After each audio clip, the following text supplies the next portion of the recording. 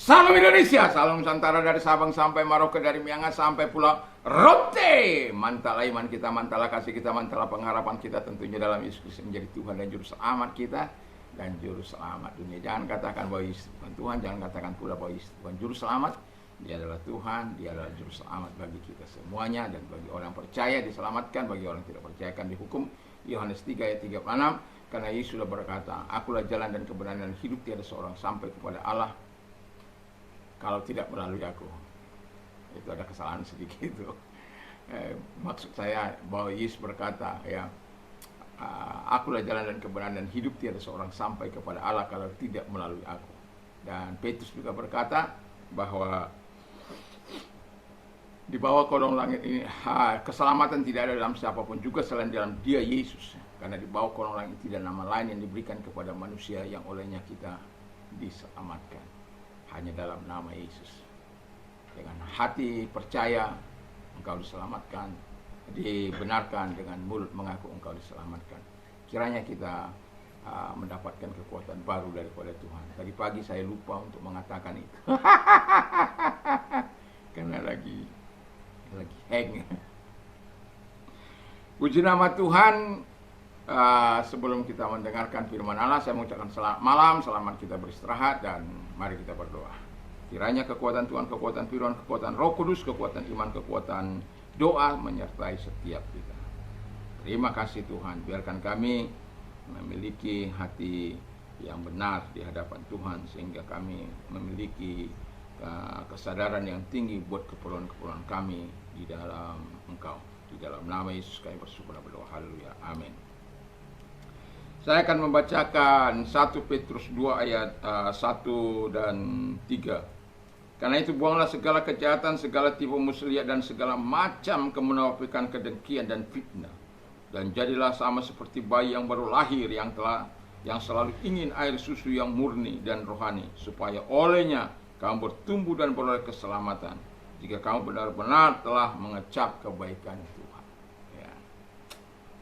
Puji nama Tuhan. Tema kita adalah keperluan orang-orang beriman. Tentu sebagai orang beriman ada keperluan-keperluan kita yang harus kita dapatkan supaya kita bertumbuh di dalam kasih karunia Tuhan. Nah, keperluan orang beriman itu antara lain perlu kesadaran yang tinggi. Kesadaran yang tinggi tentang apa? Tentang dosa. Sehingga kita bisa membuang dosa-dosa yang mungkin kita terpikirkan, rencana-rencana atau pikiran-pikiran jahat yang ada dalam pikiran kita buang. Sebagaimana firman Allah katakan, segala kejahatan harus dibuang, segala tipu muslihat harus dibuang. Kan ada banyak orang itu hidup karena tipu-tipu, ya, tipu sana tipu sini. Dia pikir dengan tipu sana tipu sini merugikan orang, dia akan mendapatkan kehidupan yang kehidupan yang kekal. No way. Dia pikir kalau dia berhasil Tuhan merestui.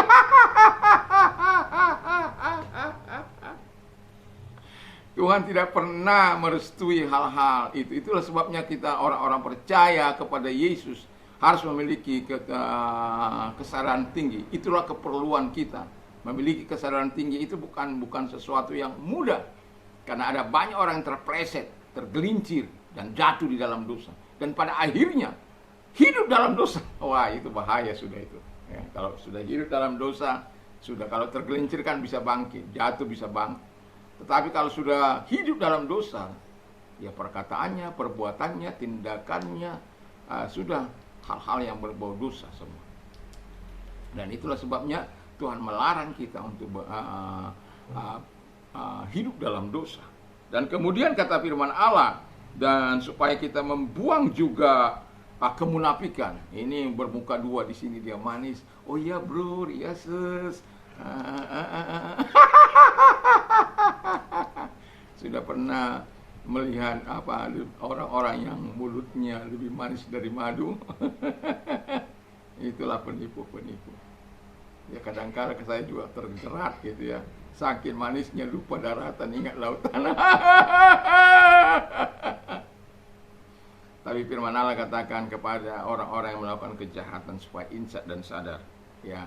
supaya membuang perbuatan-perbuatan dosa dan melakukan apa yang benar di mata Tuhan. Dari pagi salah satu adalah intinya adalah melakukan apa yang baik, memiliki sikap iman yang baik yang rela menderita bagi Tuhan, dan kita juga harus hidup sebagaimana yang diperlukan dan menjauhkan diri dari dosa. Ada satu poin di situ juga. Nah, keperluan kita juga sebagaimana firman Allah katakan, kita harus membuang kemunafikan, kedengkian dan fitnah. Udah pernah difitnah kan? Sakitnya itu di sini. Tapi kita sebagai orang percaya kan tidak boleh membalas fitnah dengan fitnah, kedengkian dengan kedengkian. Tapi saya mau katakan, kalau engkau difitnah, tidak usah bereaksi. Serahkan semua kepada Tuhan dan lihat cara Tuhan menolongnya. Luar biasa. Saya sudah sering kali bersaksi ada banyak hal, ya, bagaimana cara Tuhan menolong. Tidak perlu bereaksi berlebih-lebihan. Kita kalau ya mungkin Tuhan memakai mereka untuk menguji keimanan kita, menguji kehidupan kita. Mereka bebas memakai mulut mereka, tapi mereka tidak tahu akibat. Sama dengan Yudas itu kan, kalau tahu akibat perbuatannya Yesus akan dibunuh, dia nggak akan lakukan itu. Dan buktinya setelah dia tahu bahwa Yesus divonis mati, dan akhirnya dia lemparkan kembali, dikembalikan, tapi dia terima, dibuangkan saja uang itu ke bait Allah. Dan dia bunuh diri. Tidak insaf, tidak sadar, tapi justru mengakhiri hidupnya. Itu dia mengakhiri hidupnya. Bagaimana kalau Allah yang mengakhiri hidup orang-orang yang melakukan yang jahat? Dan itulah sebabnya saya mengatakan kepada kita, jangan lakukan. Yang kedua kata firman Allah, kita perlu air susu yang murni dan rohani. Seperti bayi perlu asupan-asupan yang baik supaya mereka menjadi sehat, segar, gemuk, dan bertumbuh dalam kerohanian. Kita perlu susu yang murni dan rohani, yaitu firman Allah, supaya kita tidak tersimpangkan dari kebenaran firman Allah. Karena ada banyak saat ini, apalagi di zaman internet ini, wah,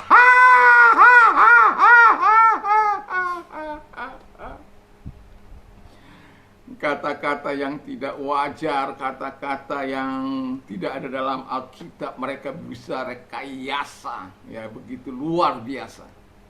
Ya. Kenapa? Mereka tidak memiliki air susu yang murni dan rohani. Dan hanya kita yang punya ini.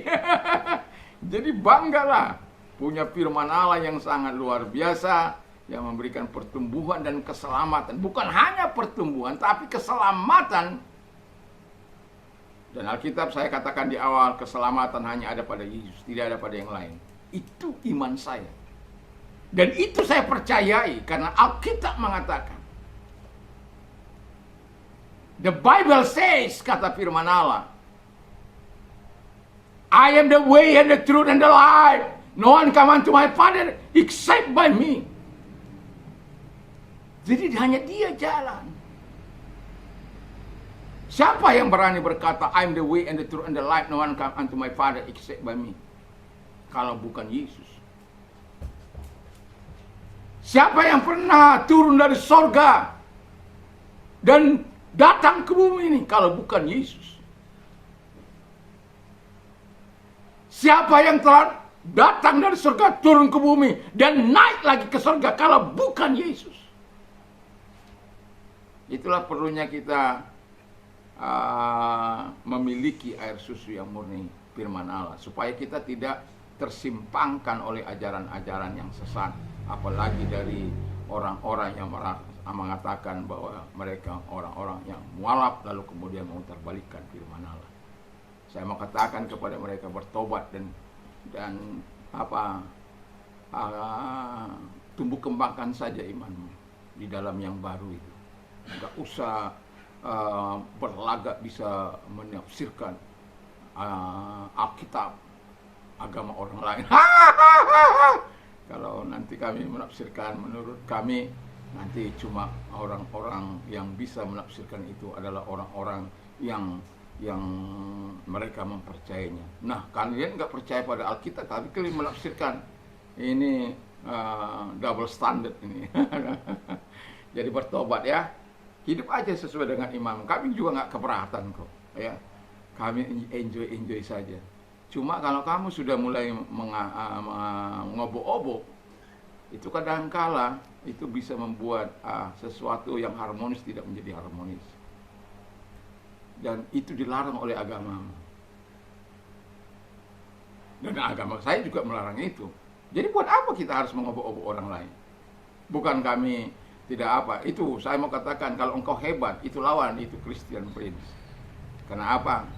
Ya, dia bisa berdialog dua arah. Kalau kita ini hanya klien saja yang benar, ya sudahlah. Ihodo gadong kata orang Batak, ihodo na tata, ihodo na masa. Jadi sama kamu yang mentah, sama kamu yang masak, ya sudah, kamu yang menang. Kami hanya butuh air susu yang murni dari Tuhan, tidak butuh dari Anda. Kami hanya butuh firman Allah yang kami baca dari firman Allah ini. Puji nama Tuhan. Jadi setiap orang percaya, sadar butuh firman Allah, baca firman Allah. Kita sudah punya yang orisinil. Dan yang ketiga, perlu pengalaman bersama Tuhan. Kecap dan nikmatilah betapa baiknya Tuhan itu. Itu kata Mazmur. Dan Alkitab juga mengatakan, experience is the best teacher. Pengalaman adalah guru yang terbaik. Ketika kita berjumpa dengan Tuhan, itulah kekristenan kita mengalami transformasi. Ketika kita mengalami perjumpaan, mengalami nikmat indahnya pengalaman bersama dengan Tuhan, itulah indahnya kekristenan itu. Kalau kekristenan tanpa pengalaman dengan Tuhan, nonsense. Apa yang mau kau saksikan? Perbuatan apa yang mau kau saksikan tentang kebesaran Tuhan? Itu sebabnya dalam 1 Petrus 2 ayat 1 Petrus 2 ayat yang ke-9 dan 10 di sana dikatakan. Saya baca ya, supaya kita tahu. Tetapi kamulah bangsa yang terpilih, imamat yang rajani, bangsa yang kudus, umat kepunyaan Allah sendiri, supaya kamu memberitakan perbuatan-perbuatan yang besar dari Dia, yang telah memanggil kamu keluar dari kegelapan kepada terangnya yang ajaib, yang kamu dahulu bukan umat Allah, tetapi yang sekarang telah menjadi umatnya, yang dahulu tidak dikasihani, tapi sekarang telah beroleh belas kasihan. Mantap kan? Jadi begitu luar biasanya Tuhan itu. Jadi nikmati puasanya, hidup sesuai dengan perjumpaan kita dengan Tuhan. Ketika kita mengalami perjumpaan, disitulah transformasi Tuhan, sehingga apa yang kita perlukan dalam kehidupan ini, kita betul-betul nikmati dari Tuhan untuk kepentingan kita dan bagi kemuliaan Kristus. Tuhan Yesus memberkati. Mari kita tunduk kepala, kita berdoa. Terima kasih Bapa di surga, kiranya Tuhan menolong kami, Tuhan memberkati kami, dan biarlah firman-Mu kami terus menikmati keperluan-keperluan kami dari Tuhan. Dalam nama Yesus. Dan kalau engkau sakit, saya mau berdoa bagimu, apapun sakit penyakit, percayalah Tuhan mampu menolong engkau. Segala sakit penyakit yang mereka derita, aku perintahkan dalam nama Yesus, keluar.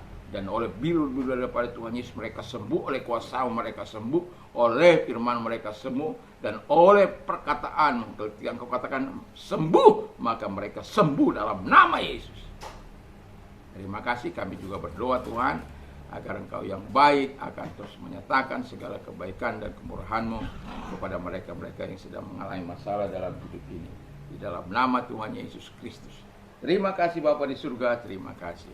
Kami tetap yakin, kami tetap percaya kepada Tuhan, Allah yang akan menolong setiap kami untuk terus bertumbuh dalam Engkau.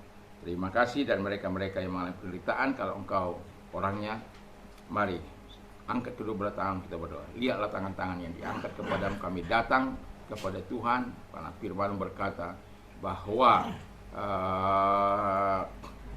dalam nama Tuhan Yesus Kristus, biarlah kasih dan kuasa-Mu Tuhan Bapa di surga, dalam nama Tuhan Yesus Kristus, segala pekerjaan si jahat dihancurkan, pertolongan Tuhan datang kepada mereka, di dalam nama Yesus kami bersyukur dan kami berdoa. Pujilah Engkau, biarlah kasih dan rahmat-Mu senantiasa ada dalam hidup kami. Dan pertolongan sudah datang kepada mereka, mereka memuliakan Engkau. Dalam nama Yesus, haleluya, amin. Mantap, mantap, mantap.